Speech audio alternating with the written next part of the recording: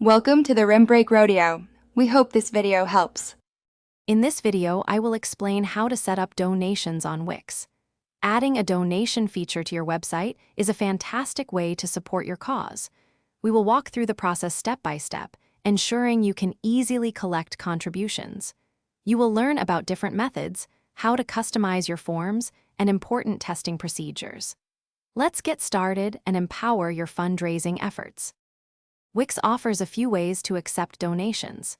You can use the dedicated Wix Donations app, which provides robust features for managing campaigns and recurring contributions. Alternatively, a straightforward PayPal Donate button can be added, directing donors to a secure PayPal page.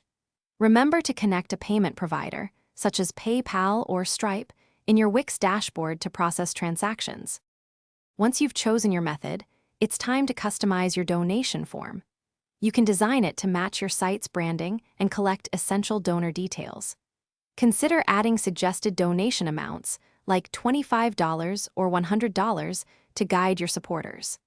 The Wix Donations app also allows you to offer both one-time and recurring donation options, providing flexibility for your generous contributors.